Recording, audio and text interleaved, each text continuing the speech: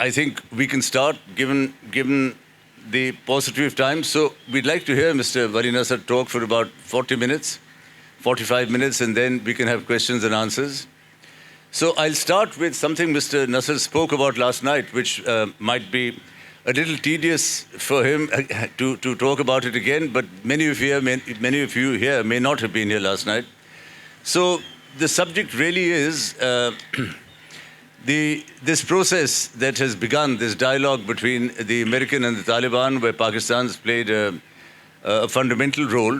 Now, there are many complications as this process goes forward, and we know that. There's an apparent timeline of 18 months, at the end of which Afghanistan, if things work, Afghanistan should have a government of national unity. There should be enough economic insurance support in place, without which any government would find it impossible to manage in Afghanistan. The neighbors have to be part of all this. So Russia, Pakistan, China, Iran in particular. And how the Americans are going to manage their dialogue with the Taliban, how the Americans are going to deal with a Afghan government that has deep cleavages and differences in views, and then what sort of assurances at the end of 18 months will be available for the continuity of government and stability. A United Nations led effort. And will the Americans have patience to go through this process of wrangling and negotiating and listening to, I don't know if the Taliban's, they appear to be speaking with one voice, and the Mullah Baradar at the moment appears to be someone all the factions have confidence in, but we don't know. So anyway, from here to there, from here to 18 months from now, what sort of, if things go well, what sort of Afghanistan will we see? And if things don't go well, then what does it mean for the region? Mr. Nasr? Thank you very much. Well, thank you very much for your introduction, Mr. Raza. It's great to be here with you and to follow up on our conversation yesterday. I think the most important thing right now about the talks is actually the breaking of a taboo. So, for a very long time, the United States had a mantra that it was not going to talk to the Taliban.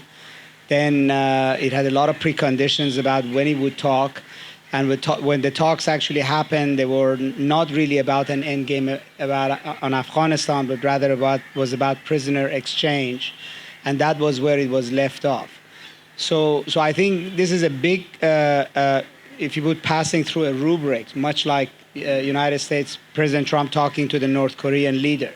So this in of itself is very significant. So now the United States has broken this taboo that he won't talk to the Taliban. So even if these talks don't go anywhere, the idea that you would actually talk to the Taliban is now on the table. It's happened, and it could happen again. Secondly, you're absolutely correct. This is a process. So I think the first stage is whether the United States and the Taliban could think of even actually achieving a ceasefire, a way in which they would both stop fighting. And then, from that, you have to think what would be the political circumstances under which the United States may see this war at an end and leave. At some level, there's a lot of talk about the Afghan government. And also the United States has started this process really by talking directly to the Taliban and not involving the Afghan government, which has made the Afghan government incredibly unhappy. But at a level, the war is not really between the United States and the Taliban. It's not really, the United States is not an outside force like the United Nations that's coming in to stop a war between the Afghan government and the Taliban. In reality, the Afghan government does not have the capacity to fight with the Taliban. Even its military forces are essentially right now an extension of American military presence in Afghanistan. So whatever facade we want to put on this, end of the day, this is really between the United States and the Taliban. And you have to see what each of these would want in order to arrive at an agreement. So the Taliban want the United States to leave. They also want to have a much bigger say, if not a total control of Afghanistan. So you have to think that that is what the Taliban want. I think and on the United States side, I think the U.S. over time has been wanting less and less and less in order to get out. So we started by wanting a disarmament of the Taliban, for them to somehow go away, to have a democratic or at least a stable, centralized Afghanistan under the Afghan government in Kabul. Then we sort of came down from that somewhat, and now we've reached basically some bare minimums of what is the United States want, which is really why the United States was in this war at all to begin with, which is that it went into Afghanistan in order to combat international terrorism. That means the Arabs and non-Afghans that had set up shop in Afghanistan were using the vacuum and maybe the Taliban protection to then conduct operations against Europe or the United States. And that's why the United States actually went in there in 2000, was to clean out Al-Qaeda and then to punish the Taliban, because the Taliban would not hand over Osama bin Laden and kick out Al-Qaeda. So I think the bare minimum is the United States wants a guarantee that if it left, it's not going to confront a repetition of why it went in the first place. And then it might have some other requirements that the Taliban accept certain constraints on their power, certain respect with other parts of Afghanistan. When you go to negotiations, nobody gets what they want, because negotiations are not surrender treaties. In the end, the United States is not going to get everything it wants, and the Taliban are not going to get everything they want. And if they cannot accept the compromises, then the deal fails, very simply. And I think the key, realistically, I don't think the Afghan government is actually a factor here. It's not a factor because it really doesn't bring any power to the table to negotiate. It's going to happen between the Taliban and what we used to call the Northern Alliance, which is the power brokers of Tajiks, Uzbeks, Hazaras in the north. So the Taliban have to come to some kind of a power-sharing agreement with them. And they obviously will be represented in whatever government takes over Kabul.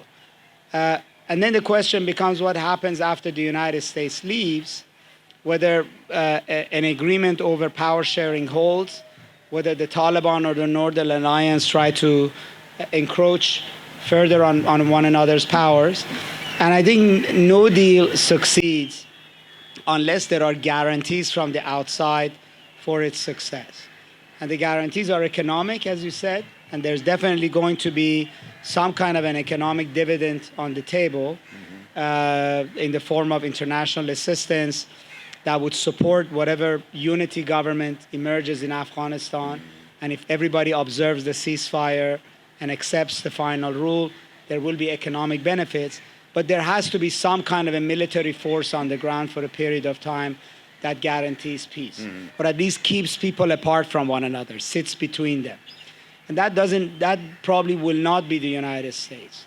That will be, in the end, I think, some kind of a UN force that might include European and other troops, because the United States is a protagonist in this war.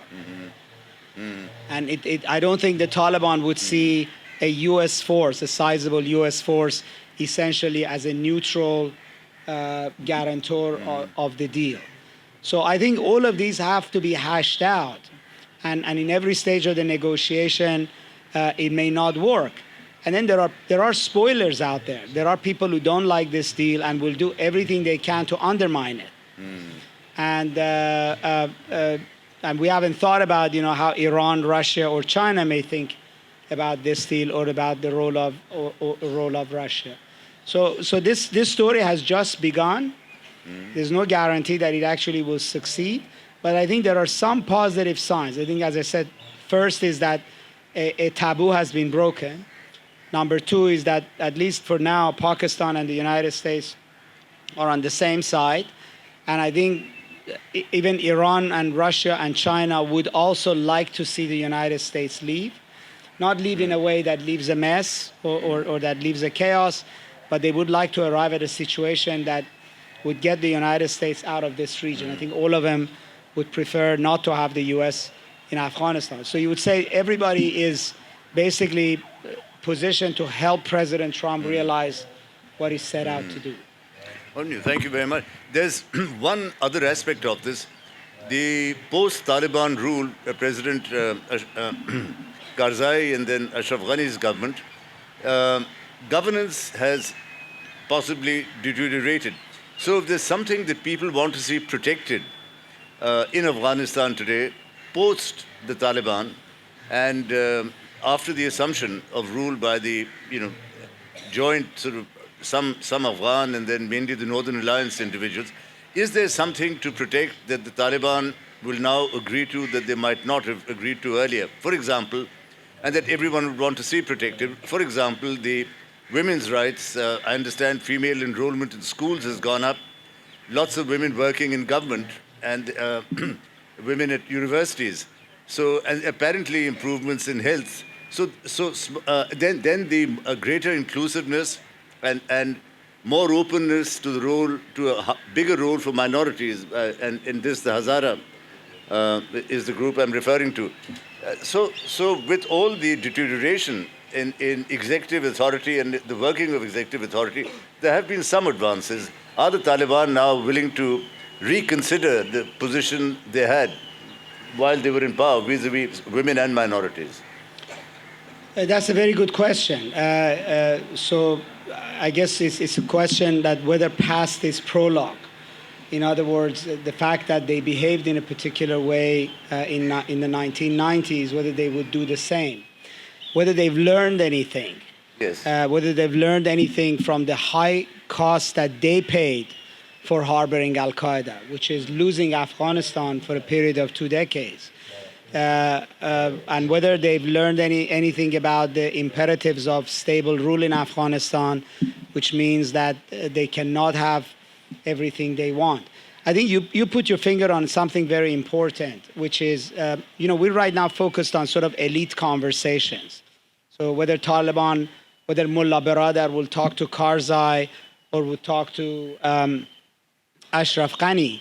But we forget, as you mentioned, that there is now a sizable Afghanistan that is young, that has got used to a more, let's say, open environment, that women who work or participate in sports, that they're all on smartphones and online, and they are integrated, and they're not looking forward to living under the Taliban. So the question is that would a final deal actually leave a place for them in Afghanistan? So, there are models that have worked elsewhere, like let's take the case of Beirut, for instance. It's remained a fairly open city, even despite Hezbollah, wielding tremendous amount of power. Hezbollah is a much more of an Islamist, if you would, social mores. But Lebanon has remained much more of a fluid environment. Whether Kabul, for instance, would remain as a sort of a unique place. If a final deal does not provide a place for this sort of Afghan society that has emerged in Kabul, which is more cosmopolitan, which has been engaged with the Western NGOs and institutions, I would see them leaving Afghanistan. So there will be an exodus of a population which is not, your tribal peasants and that we have migrated to northwestern Pakistan, but these would be the educated Afghans, the women, the more liberal Afghans. The nascent middle class. The nascent middle class would end up leaving. That will not be good for Afghanistan, I would say, in the long run. But preserving their space, I think, is very key. And I would say that may not feature, if you would, in the high talks. Yeah. But that's definitely a concern. Okay, Dr. Nasr, if I can take advantage of your presence here to get some of your thoughts on Syria. Now, it seems President Assad has clawed back a great deal of his authority, really aside from Idlib, which is still held by some assortment of the forces that were opposing President Assad, and the Kurdish area, which will be negotiated about afterwards. He is in charge. On the other hand, you've got four different countries with official or unofficial military presences. Five, if you include Hezbollah as the Lebanese presence. Now, there are differences. The Russians, of course, are at the center of this. At the moment, they're ringmasters. But between these foreign presences, there are, at the moment, no one's really asking what President Assad thinks, but because his salvation was really what it was all about so far. But these different presences have different objectives and sometimes conflicting objectives. Turkey wants a deep, sort of 30-kilometer deep zone in northern Syria.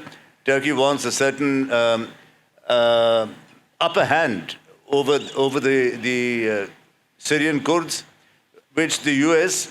would not like, because the U.S. so far, the U.S. has been supporting the Kurds, and they've been one faction that have helped push back some of the terrorist or extremist elements that had come into Syria.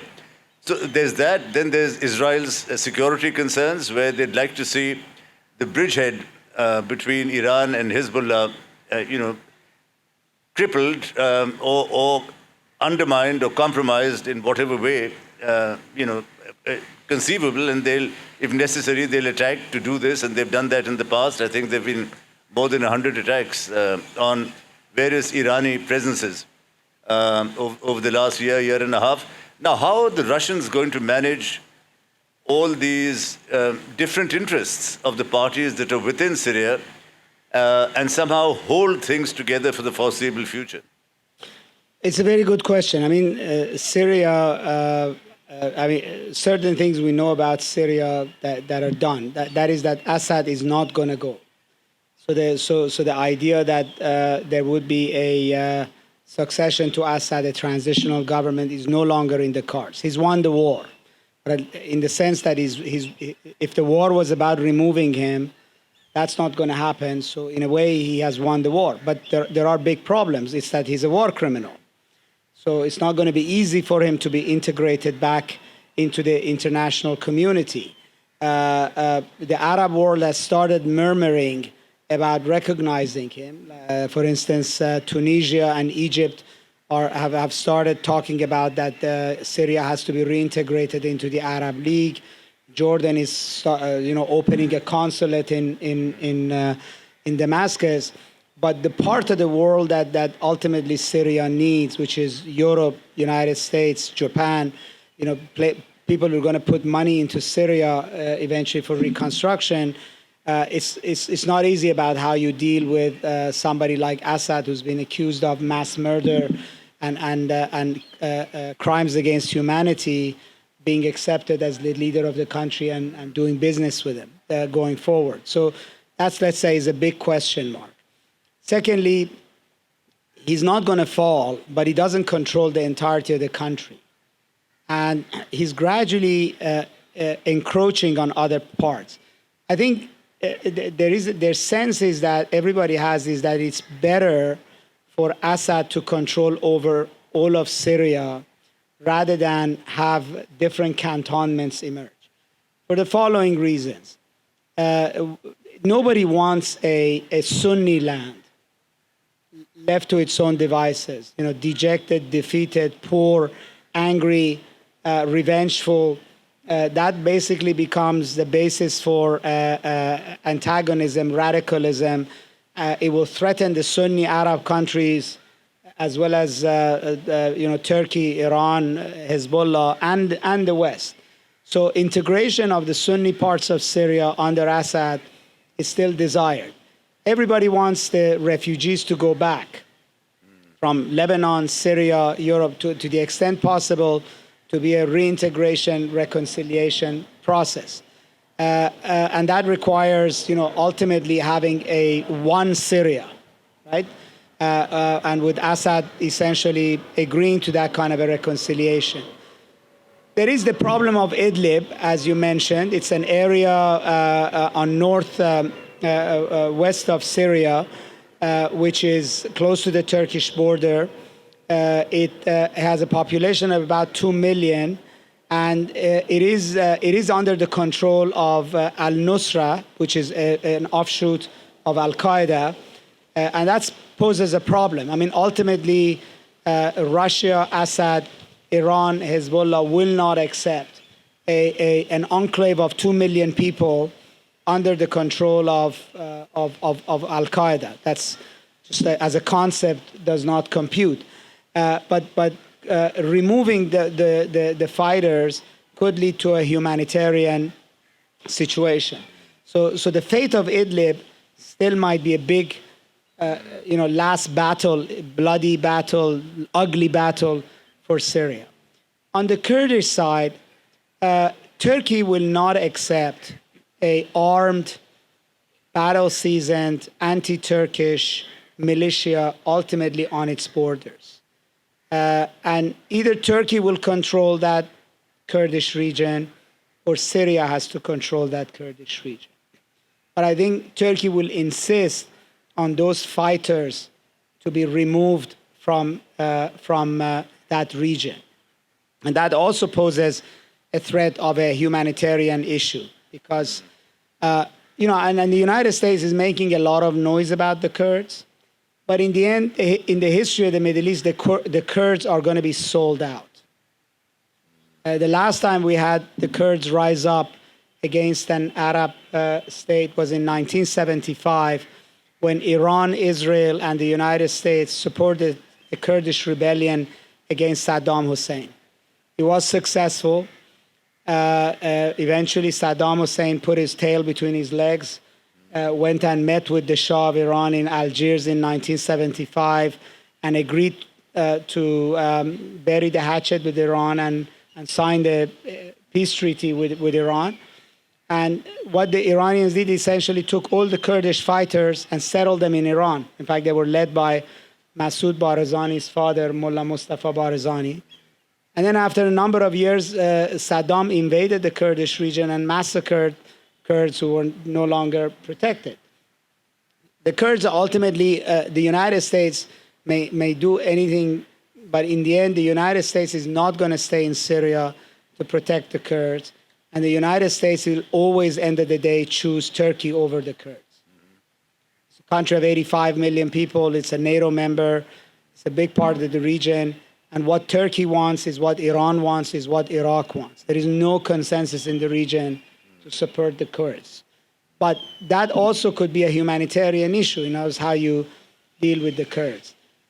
So, and as you said, the United States is not really involved at all in any kind of a negotiation for the end game in Syria. President Trump removed the United States from all political diplomatic conversations. These are all happening with Russia. So in the end, it's Putin who's going to gradually negotiate an end game in Syria. And I think one of the most thorny issues, as you mentioned, is Israel. So Israel sees the outcome in Syria as a net loss. Iran has come up on top. There is about 30,000 battle-hardened Shia militia that's come from around the region, has fought in this war, that is now stationed in Syria. It's a force unto itself. This is not Hezbollah. This is others who've come from different places, from Afghanistan. There are a lot of Hazaras who fought in Syria under the Fatimiyun Brigade and now are under the command of Iran's Revolutionary Guards and are settled in Syria. That Israel views as a threat. The fact that Iran now has access to bases basically has the run of the field on intelligence, military in Syria, is a threat to them. Israel would have liked to expel Iran from Syria, but it's clearly that's not where President Trump is going.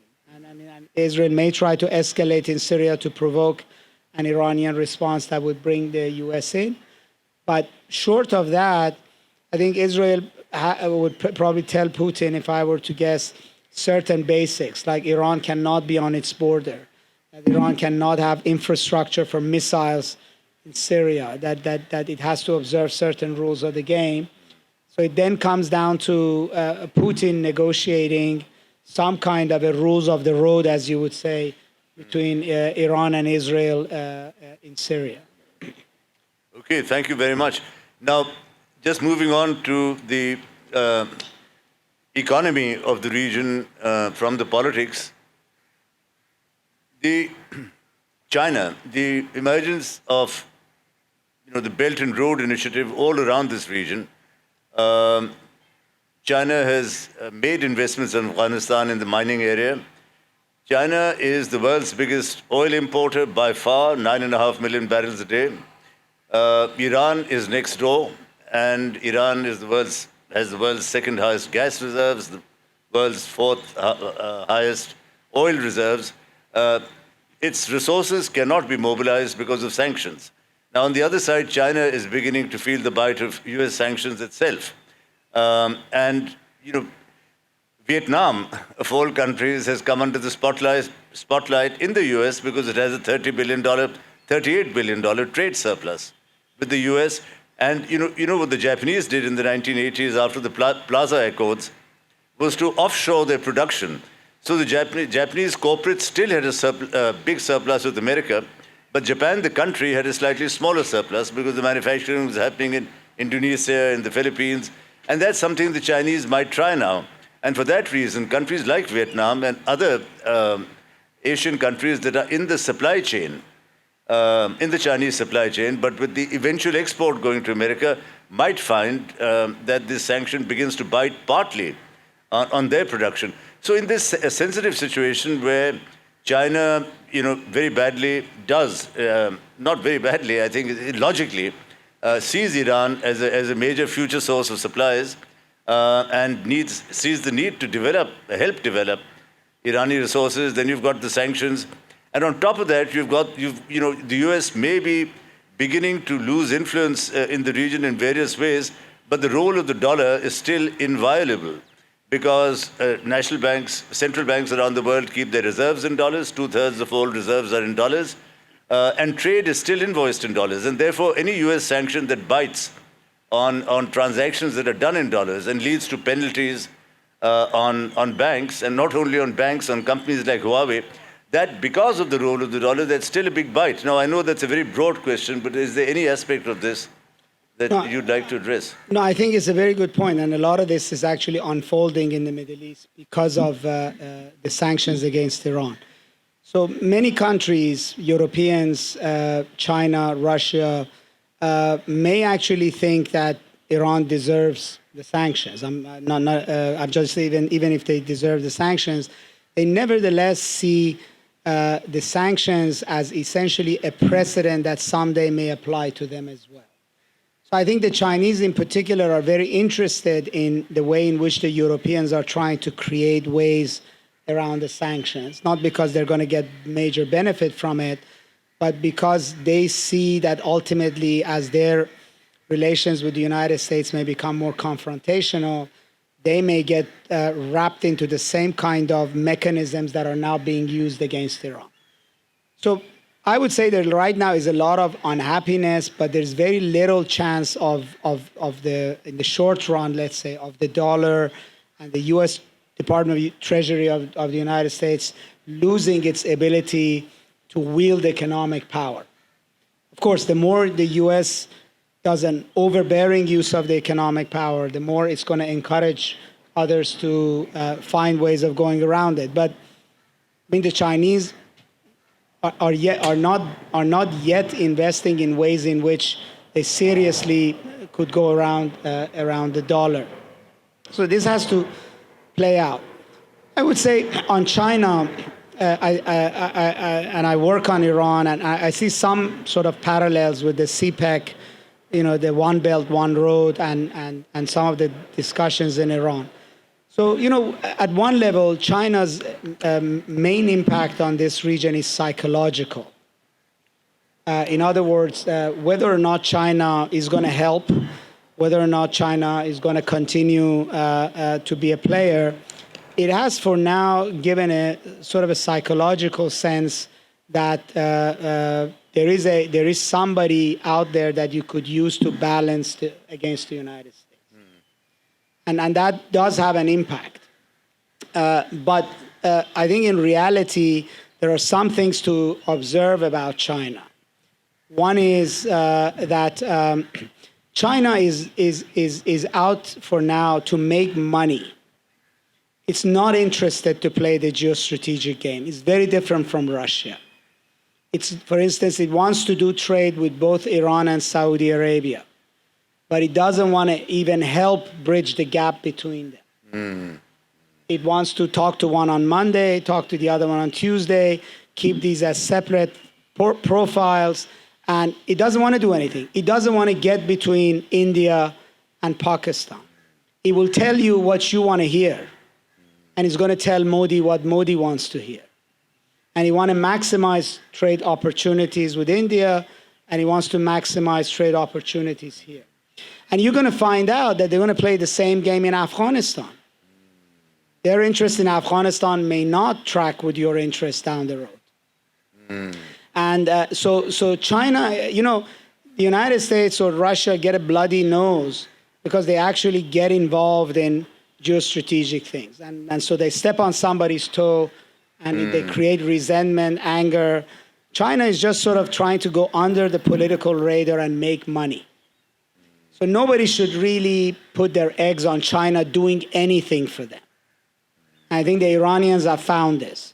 The Chinese, even in terms of protecting a nuclear deal, are nowhere to be seen. It's the Europeans that are doing the heavy lifting. Secondly, there's really serious questions about the slowing down of the Chinese economy. Some of this has to do with the pressure that Trump is bringing on them, forcing them to reduce exports. And I think so far, actually, what the United States has succeeded in is encouraging and forcing a lot of companies to actually remove their supply chains from China and move them to Southeast Asian countries. Actually, that's aggravating trade balance, let's say, between Vietnam and the US. But in reality, people are thinking that it's possible that China will be growing a lot slower 2-3 years from now than it is growing now. It will have to turn inward, and its level of investment and attention, particularly in the Middle East and South Asia, may begin to decline. At least they may not have the amount of money right now that it has to just say, I'm going to invest in subways and metro in Lahore or rapid rail and airports in Iran. So it's not a given that the China of our imagination is going to be there, in a few years' time. And thirdly, and I see a big difference in attitudes in Iran and in Pakistan towards China. The Iranians have an attitude that China's investment and technology is inferior. And they really don't want it. They wanted always to keep China as a bait to get European American technology. For instance, the Iranians gave gas concessions and oil concessions to China 5-6 years ago, one of their best rich oil fields. The Chinese couldn't even produce their minimum 10,000 barrels a day that was required as sort of initial test case for the oil field. They really want American or European oil and gas technology. They're very, very Iranians, unlike the Pakistanis, are very, very worried about what the cheap Chinese credit might mean down the road. So they come in, they build railways, they'll build a metro for you. It looks really good. It's all on low end, but to them it's imperialism all over. It's the way the British built South Asia. Initially capital comes to you and all the investment comes to you, but it's not going to be free. And at some point you're going to find out that you're becoming now a sort of a slave to the Chinese, and they're dominating your markets. They're going to demand concessions. They're going to demand things that you're not comfortable giving. So one has to be very careful. China may not be, in the end, be the solution to all the problems. There is benefits in Chinese investment and involvement, but it depends on the terms, and it depends on how it's done. So I think in this region, this is going to be a big conversation, particularly as the United States is taking itself out. If the only option about outside money is going to be Chinese money, then we're going to have a much more realistic conversation about what it means. Thank you very much. That is a very interesting perspective, and not one that we in Pakistan really have thought about, from the angles that you point out. I think we have now 15 minutes for questions and answers from the audience. And so I'd invite anyone who would like to ask a question. Mr. Shehzad Naqvi.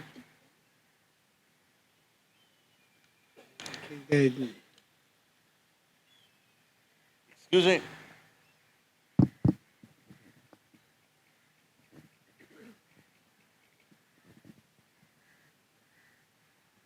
Thank you, Dr. Nasr. Seems to me from what you said yesterday and parts of today that what underlying your thoughts is this Thucydides trap, the rise of China and the decline of the United States as a global power over the next few decades.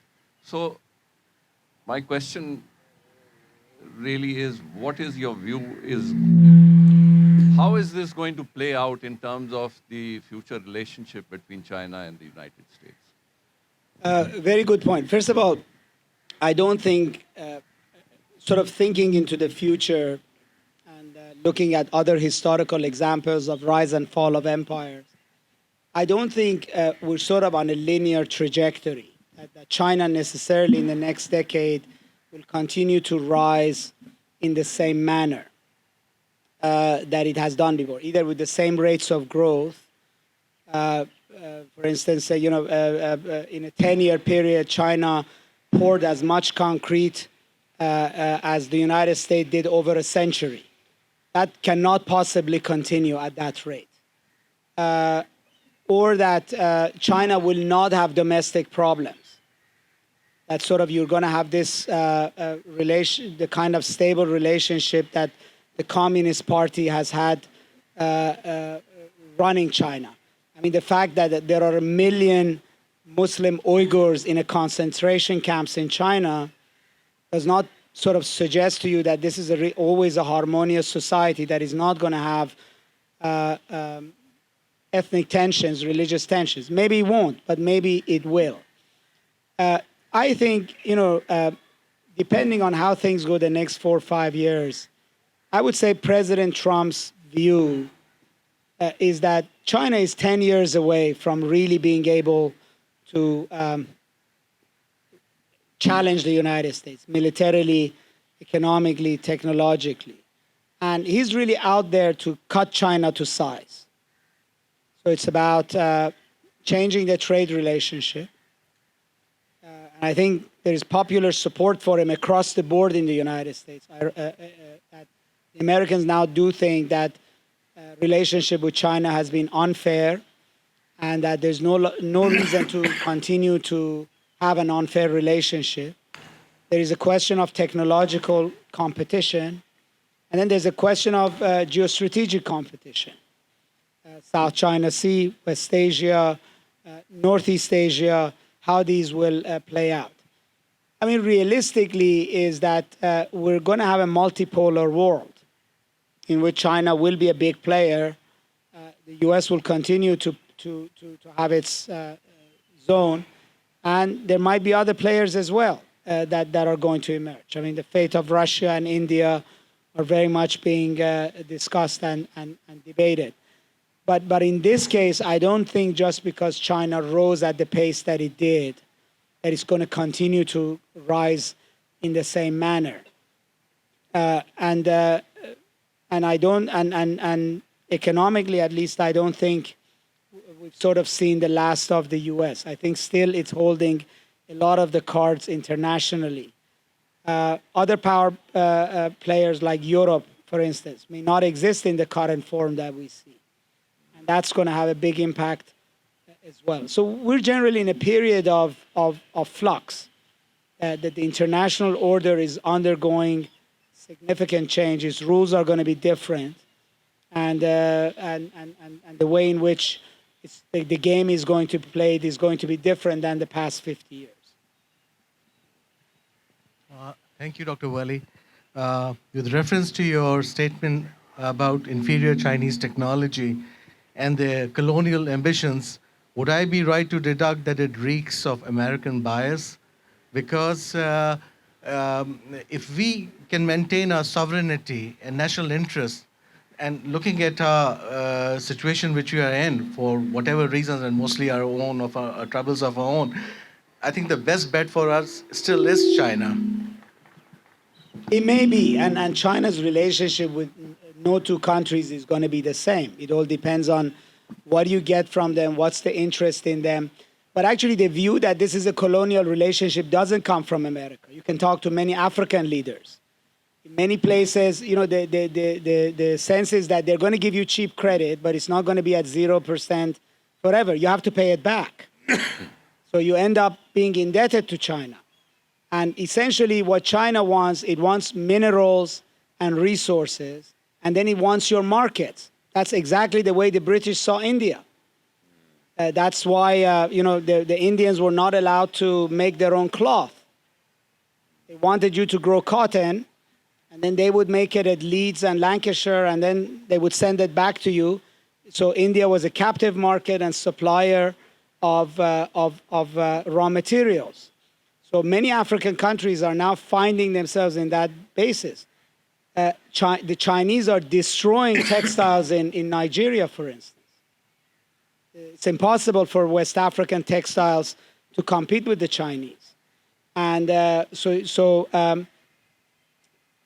you know, in other words, this is something, you know, the Chinese are not out there to give charity. Right? They have a lot of money. They're looking to invest it. They have a lot of excess capacity in their industry. They're looking to sell it to you. And they're willing to finance the selling of it. So they're willing to give you, or another country, they're willing to give Turkey nuclear power plants. They're willing to finance it. But that financing ultimately has to be paid back. Right? But there's no question that the Chinese nuclear power plants are not as good as the French or the German ones. No question that, yes, you know, railways, they're very good, but there's a lot of technology in manufacturing, et cetera, that the Chinese are just not as good. And let's say in the case of Iran, they very well know that the Chinese are just not capable of addressing oil and gas needs that Iran has. For that, they needed the European companies or ideally American companies, which are technologically much more advanced. So, in other words, China, but that's not to say that everything about it is bad. Like any money you borrow from anybody or any business deal you make, you have to look at the terms of it. And one has to always be wary of cheap money. Assalamu alaikum. Vali sir sahab, welcome, festival. Thank you. My question is, why is the Trump old angry man? Say that Why? again. Say that again. I didn't hear you. हाँ, Trump इतना गुस्से में क्यों रहते हैं? Why is Mr. Trump always in such rage? अच्छा, Well, that's his character. You know, actually, this is one case in which you could see personality truly matters.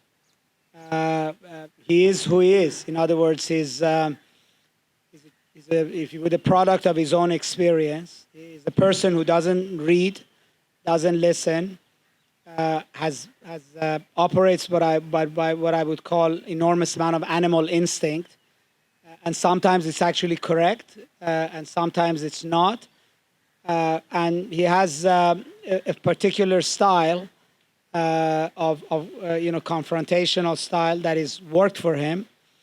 And some of what we see in Trump is shocking to see in an American president, which is continuously in the news. But he's not the first sort of leader of a country to have broken these taboos. We had a president in the Philippines who was like this, and Iran had a president like that. In fact, that's Iran's former president, Ahmadinejad. In fact, the Iranians used to joke, when President Trump was elected, the Iranians used to joke that finally Iran exported its regime and revolution. This is actually exactly part of the issue, that you have a president who is less representative of the system that he's governing and is more essentially reflecting his own personal opinions, interests, and style. Mr. Nasr, referring to what you said yesterday about America sort of withdrawing from the Middle East, are they abandoning Israel in any way? And you said they're not very happy with Saudi Arabia. And how does that impact Iran? Does that make Iran happy?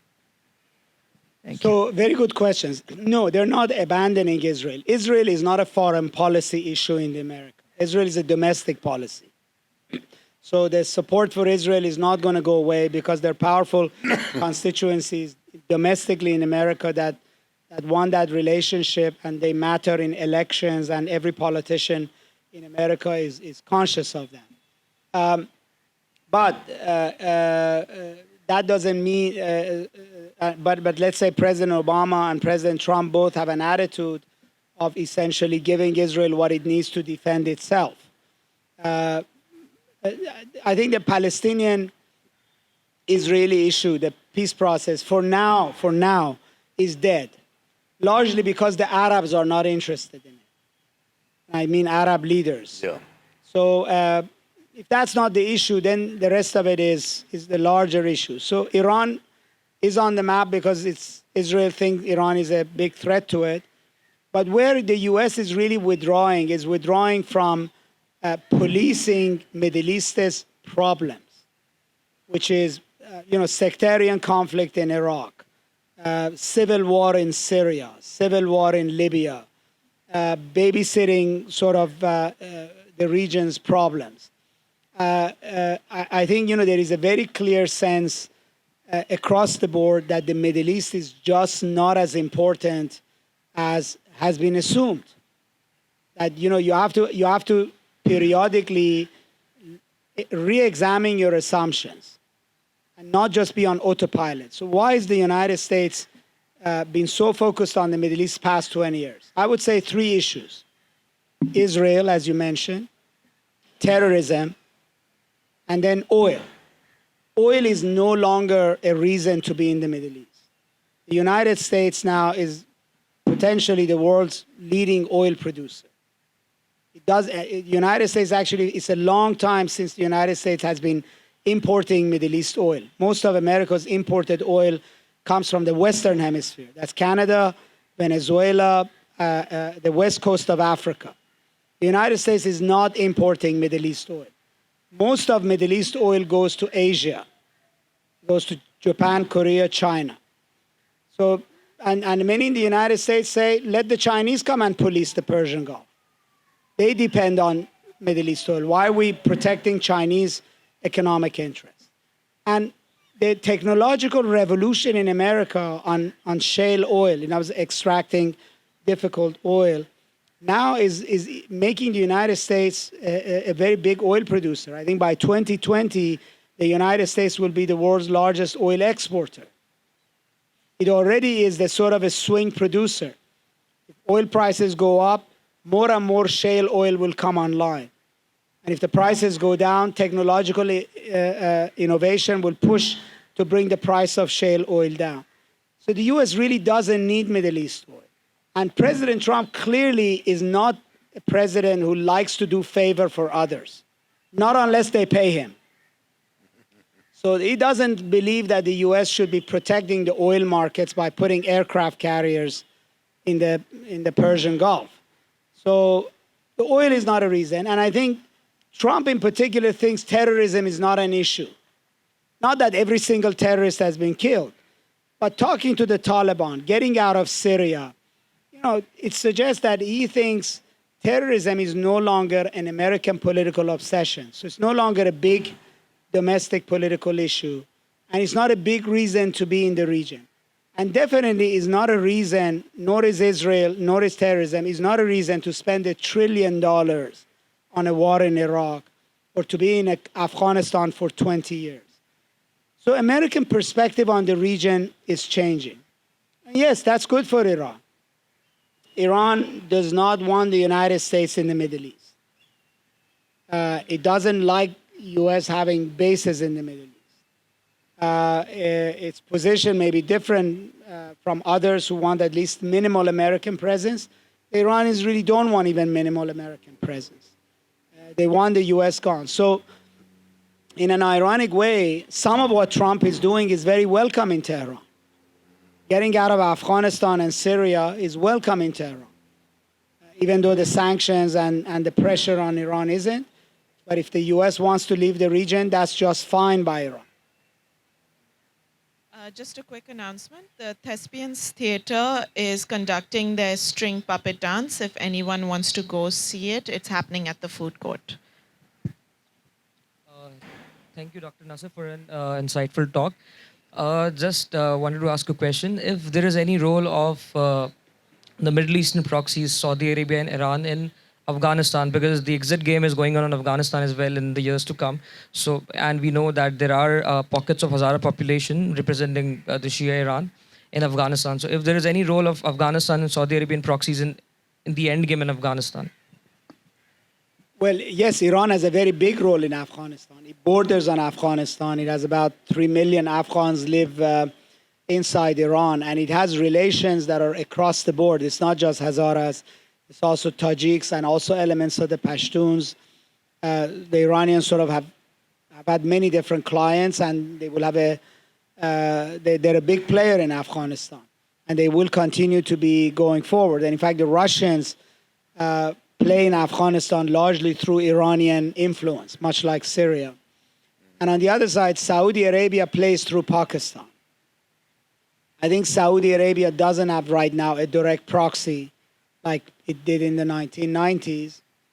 It hasn't been playing directly, but it has for a while played through Pakistan. I think the ground is shifting in Afghanistan. It remains to be seen how these peace talks evolve. But I think Saudi Arabia is also right now supportive of the U.S. push to negotiate with the Taliban.